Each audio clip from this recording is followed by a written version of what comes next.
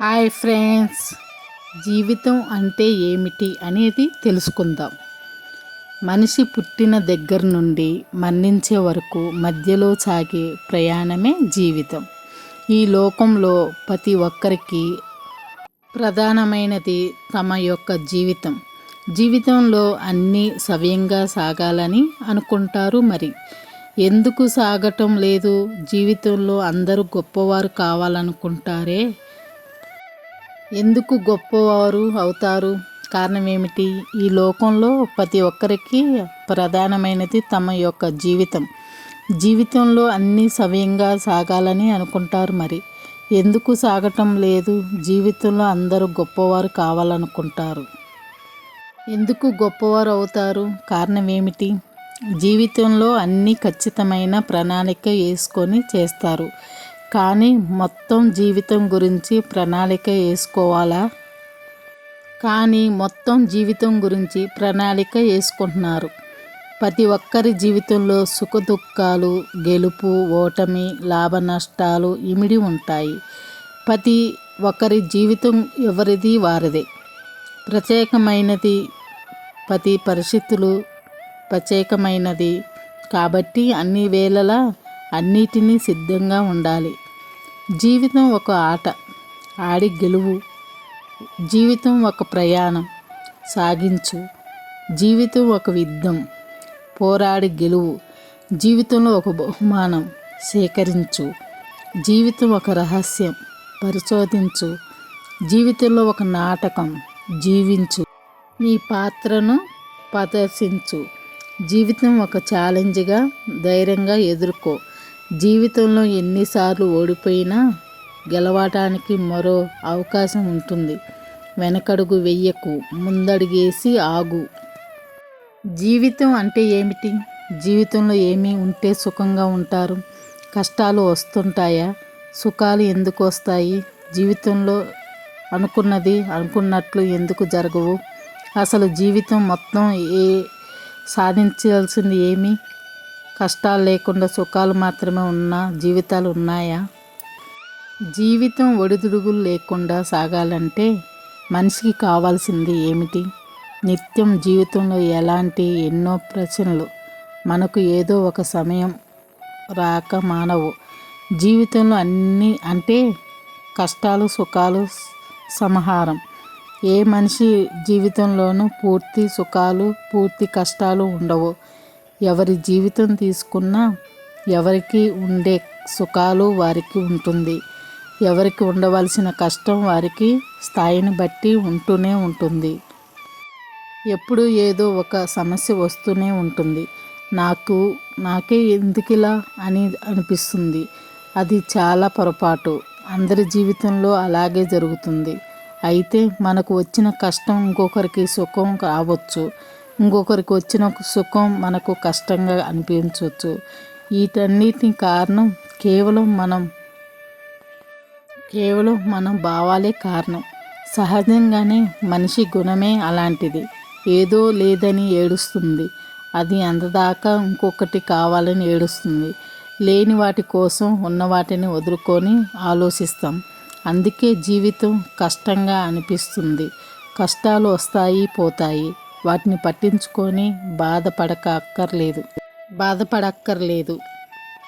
కష్టం వెనక సుఖం, సుఖం వెనక కష్టం, ఒకదాని తర్వాత ఒకటి వచ్చి పోతూనే ఉంటాయి.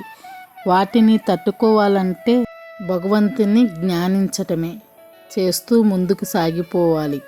జీవితం చాలా సుఖంగా ఉంటుంది అని గుర్తు పెట్టుకోవాలి. ఇంకా చెప్పాలంటే జీవితం ఒక సినిమా లాంటిది. సినిమాలో ఎవరి క్యారెక్టర్ను వాళ్ళు ఎలా చేసి వెళ్ళిపోతారో జీవితంలో కూడా అంతే. నిన్ను కనిపెట్టిన వాళ్ళు, సుఖపెట్టేవాళ్ళు, నవ్వించేవాళ్ళు, ఏడిపించేవాళ్ళు ఒకరి తర్వాత ఒకరు వచ్చి పోతూనే ఉంటారు. వాళ్ళు ఏడిపిస్తున్నారని, నష్టం చేశారని ఎవరి మీద కోపం ద్వేషం పెంచుకోకూడదు. జీవితం సుఖంగా ఉండాలనే తృప్తి చాలా అవసరం. తృప్తి లేనిది జీవితంలో ఎన్ని ఉన్నా సంతోషం అనేది ఉండదు. అదే తృప్తి ఉంటే ఏమీ లేకపోయినా సుఖంగానే ఉంటుంది. జీవితంలో విజయవంతంగా కావాలంటే భగవంతుని నమ్మండి. మీకు నమ్మకం లేకపోతే పాజిటివ్ ఎనర్జీ ఉందని నమ్మండి. ఫలితం కోసం చూడకుండా కష్టపడి ప్రాణం పెట్టి పని చేసుకుంటూ పోండి. ఇతర ప్రాణాలకు ఎంతో కొంత సహాయపడండి. ఇదే జీవితం అంటే. అనుకున్నామని జరగవు, అన్నీ అనుకోలేదని ఆగవు. ఏది జరిగినా మన మంచికే అనుకొని ముందుకు సాగటమే మంచి పని అని అంటారు. అవును కదా. జీవితంలో ఏది చెప్పి రాదు. శుభమైన అశుభమైన, శుభం ఎలా వచ్చినా పర్వాలేదు, దాన్ని ఎదుర్కోవటానికి మనకు సంసిద్ధత అవసరం లేదు. కానీ అశుభానికి మాత్రం మనం ఎప్పుడూ సిద్ధపడే ఉండాలి. ఎవరు ఒంటరి అయినా మీ పైన ఓ కుటుంబం ఆధారపడి ఉన్నా సరే, మీరు చేయాల్సింది ఓ అత్యవసర నిధిని సమకూర్చుకోవటం. కొందరికి ఎంత జీతం వచ్చినా 15వ తారీఖు దాటిందంటే చిన్న ఖర్చులకు కూడా జేబులు ఎత్తుక్కుంటారు. అంటే వీరి దగ్గర డబ్బు ఉంది, కానీ ఎక్కువ కాలం నిల్వ ఉండదు. మరి అత్యవసరాలకు చెప్పిరావు కదా, అప్పుడే ఇబ్బంది పడతాం. అందుకే జీతం ఎంత వచ్చినా సరే, ముందు అత్యవసరాల నిధి ఏర్పాటు చేసుకున్నాక తర్వాతే మిగిలిన ఖర్చులకు డబ్బు కేటాయించుకోవాలి. అతి అవసరమైనప్పుడు తప్ప ఈ నిధి జోలికి వెళ్ళకూడదు. ఒక్కసారి ఈ నిధి సమకూర్చున్న తర్వాత దీంట్లో నుంచి డబ్బు తీయకూడదు. ఇలాంటి ఏర్పాట్లు చేసుకుంటే ఎమర్జెన్సీ వేళల్లో వీళ్ళని కాలు పట్టుకునే పని ఉండదు. ఈ ప్లానింగ్ ప్రతి ఒక్కరూ అవసరం సుమా. జీవితాన్ని ఎలా ప్లాన్ చేసుకోవాలి? మనం ఇంట్లో పార్టీ లేదా ఫంక్షన్ చేసేటప్పుడు మనం చాలా ప్లాన్ చేసుకుంటాం. ఎవరిని పిలవాలి, వంటకాలు ఏమి చేయాలి, బడ్జెట్ ఎంత, ఎలా చేయాలి, ఎక్కడ చేయాలి, ఎప్పుడు చేయాలి. ఇలా సాధారణంగా ఫంక్షన్ కొన్ని గంటలు లేదా ఒక రోజు ఉంటాయి. కానీ వాటిని మనం కొన్ని వారాల ముందే ప్లాన్ చేసుకుంటాం. అది విజయవంతం అవటం కోసం చాలా కష్టపడతాం. ఇదంతా కేవలం ఒకరోజు ఫంక్షన్ కోసం. మరి కొన్ని శతాబ్దాలు ఉండే మన జీవితంలో సంగతి ఏమిటి? మనం ప్లాన్ చేసుకునేది సరిపోతుందా? మన జీవితంను ప్లాన్ చేసుకోవటానికి కనీసం కొన్ని గంటలైనా గడపమా? దీనికి మనలో చాలామంది సమాధానం లేదని అంటారు. కారణం, రోజువారీ జీవితంలో మేము చాలా బిజీగా ఉన్నాం అంటారు. చాలా తక్కువ మంది సమయం తీసుకొని జీవితానికి ప్లాన్ చేసుకుంటారు. మనలో చాలామంది జీవితం ఎలా వెళ్తే అలా బతికేస్తారు. మనం ఇంట్లో ఫంక్షను ప్లాను చేసినట్లే సగం కూడా మన జీవితంలో ప్లాన్ చేసుకోము. మన జీవితం ఎంత గొప్పగా ఉండాలో ప్లాన్ చేసుకోము. చిన్న చిన్న విషయాలకు కూడా ప్లాన్ చేసుకోము. జీవితం ఇలా ముందుకు వెళ్తున్నప్పుడు మనం బాధపడతాం, ఫిర్యాదులు చెప్తాం, ఆశ్చర్యపోతాం. జీవితం ఇలా ఎందుకుంది అని అనుకుంటాం. ఎలాంటి ప్లానింగ్ లేకుండా ఒక ఫంక్షన్ చేస్తే ఎలా ఉంటుందో ఊహించుకోండి. ఎలా ఉంటుంది? గందరగోళంగా ఉంటుంది, అవునా? వచ్చిన వాళ్ళు ఆనందంగా ఉండరు. డబ్బులు వృధా ఖర్చు అవుతాయి, సమయం వృధా, టెన్షను. మీరు ఎంత మంచివారైనా సరే, ప్లానింగ్ లేకపోతే మొత్తం వృధానే పోతుంది. జీవితం కూడా అంతే. మన జీవితం సరిగ్గా లేకపోవటానికి కారణం కొన్ని అంచనాల వల్ల మరియు మన ప్లానింగ్ సరిగ్గా చేసుకోకపోవటమే. మన ఆరోగ్యం విషయం ప్లాన్ చేసుకో, దానికోసం పని చెయ్యం. ఆఖరికి ఆరోగ్యం సమస్యతో బాధపడతాం. మనం రిలేషన్షిప్ మెరుగుపరుచుకోవడానికి కూడా ఉండదు. కాబట్టి కాలం గడిచే కొద్దీ మన రిలేషన్లో మ్యాజిక్గా పోతుంది. మన ఆర్థిక విషయాల్లో ప్లాన్ చేసుకోము. అందువల్ల మనకు సేవింగ్ సరిగ్గా ఉండవు. మీరు మంచివారైనా చెడ్డవాళ్ళైనా మీకు జీవితాన్ని సరిగ్గా ప్లాన్ పోతే అంతే గందరగోళంగా ఉంటుంది. ఆనందంగా ఉండాలంటే మన లైఫ్ని ప్లాన్ చేసుకోవాలి. మన జీవితాన్ని ప్లాన్ చేసుకోవటం ఎలా?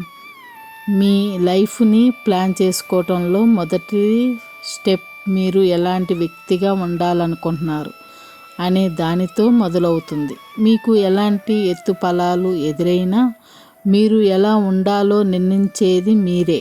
ప్రపంచం మొత్తం కూలిపోయినా మీరు ఎలా ఉందాం అనుకుంటున్నారు? మీ జీవితం అనుకూలంగా లేకపోయినా మీరు ఎలాంటి వ్యక్తిగా ఉండాలనుకుంటున్నారు? క్రమశిక్షణతోనా, సమయపాలనతోనా, కరుణ కలవారిగానా, ఆశతోనా, జీవితాన్ని ఎంజాయ్ చేస్తున్నానా, ఎమోషన్కి లొంగిపోతున్నానా, ఎదుటివారికి గౌరవిస్తున్నానా? మీకు నచ్చిన లక్ష్యాన్ని ఎంచుకొని వాటిని లోబడి మీ జీవితాన్ని జీవించకండి. మీకు విజయం మీ వ్యక్తిగత మీద ఆధారపడి ఉంటుంది. మీ జీవితాన్ని ప్లాన్ చేసుకోవటంలో మొదటి అడుగు మీ వ్యక్తిగతాన్ని ప్లాన్ చేసుకోవటం. మీరు ఎలాంటి వ్యక్తిగా ఉండాలనుకుంటున్నారో ఒక్కసారి నిర్ణయించుకున్నాక మీరు అయినా దానికి కట్టుబడి ఉండండి. ఫెయిల్ అవ్వటం మామూలే విషయమే. ఫెయిల్ అయినా కానీ మళ్ళీ కొత్తగా మొదలుపెట్టడం ముఖ్యమైన విషయం. మీరు ఎలాంటి వ్యక్తిగా ఉండాలనుకుంటున్నారో నిర్ణయించాక ఇంకా తర్వాత స్టెప్ మీ జీవితానికి గొప్ప ప్రణాళిక సిద్ధం చేసుకోవటం. మనసుకు నచ్చిన చేయటం అంటే జీవితంలో ఒక కేటగిరీని ఎంచుకొని మిగతా వాటిని నిర్లక్ష్యం చేయటం కాదు. కేటగిరీలో విజయం కోసం ఆరోగ్యాన్ని మన రిలేషన్ ప్రణంగా పెట్టడం మంచిది కాదు. మీ జీవితానికి గొప్పగా ప్రణాళిక అన్ని కేటగిరీలను ప్లాన్గా చేసుకోవాలి.